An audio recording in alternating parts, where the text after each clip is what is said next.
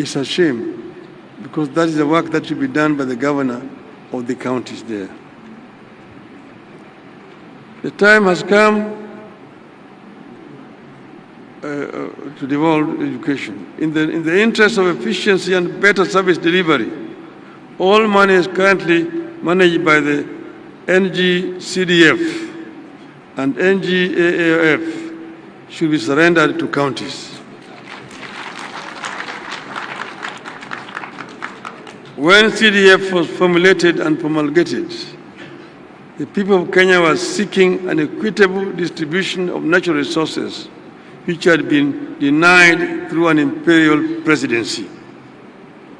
Most of the work here was basically left to Harambes. She wanted to build a tuition build block, Harambee, dispensary, Harambee, and so on. Since that time, everything in the system of governance has changed. We removed the patronage system in allocation of natural resources. We adopted devolution. We established a constitutional commission to allocate revenue between the national and county governments. We empowered the parliament on budgetary matters. Everything Kenyans have done to re-establish good governance has made the CDF system obsolete. It is serving no known role in the new constitutional architecture, and it is no longer relevant in the new constitutional dispensation. Indeed, the only thing this system does is to pervert the role of the representative of the people and to deflect their attention from duties placed upon them by the Constitution. The legislatures are elected to represent the people, to legislate, and to oversight the national government. It is not their business to be distributing bursaries or be constructing classrooms and so on. Those are the work of the county government. Well, the MPs are constructing roads, constructing schools and hospitals. The same goes for infrastructure development. There is no reason for Nairobi-based agencies to continue flying over counties and construct roads in our urban centers and within our counties. I strongly believe that time has come for the authority over urban and rural roads to be handed over to counties,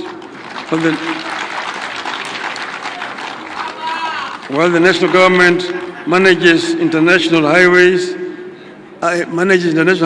and national trunk roads. I was the Minister for Roads, Public Works and Housing. I'm the one who took the bill to Parliament to create Kera, Kura, and Kenha. But that was under a unitary system of government at that time. With a devolved system of government, there's no need for somebody sitting in Nairobi to be in charge of rural roads in Homabay or Kiambu or Lambu, for example. So this is an idea whose time has come.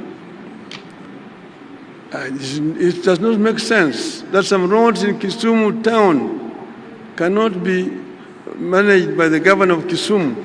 There's somebody sitting in Nairobi called Kura who claimed those roads as his roads. The same thing in Mombasa, Eldoret, Nakuru, and so on. I know the better way to power this economy there's no better way to power this economy than to have major road construction works going on across all the 47 counties at the same time. I am well aware that some of these functions are currently not devolved and may require constitutional amendments to be transferred to counties. But through delegation of functions and legislation, we can get this work done and in the process take more power and resources and prosperity to the people. Finally, I want to address these two other issues. One, the governors have mentioned it, that governors serve the counties and they can serve 1 term, 2 terms. I've got a number of governors who have served 2 terms. In Parliament, we did an amendment so that any member of Parliament who serves 2 terms is automatically entitled to a pension. Why can we not do the same thing to the governors? A governor who has served 2 terms needs to be entitled automatically to a pension. So this is a recommendation that should come from Homabay. And members of Parliament should seize this matter and go and move an amendment in Parliament. Okay? Second thing is issue of corruption. See, corruption is not confined to the counties, and I'm happy that the President talked about this. I talked about it the other day. Our society will not develop until we manage this animal, this beast called corruption. And it is in all aspects of our lives. First, you talk about executive. It is rampant in the executive. Not at county only, first at the national level. In the procurement and in revenue collection, that's where it resides. Revenue collection, these revenue officers, whether it be the customs officers, they be income tax, they be VAT officers, there's a lot of pilferage in that right. There's a lot of leakages. And then procurement officers. Again, here there's an area where there's a lot of pilferage. You're procuring so expensively.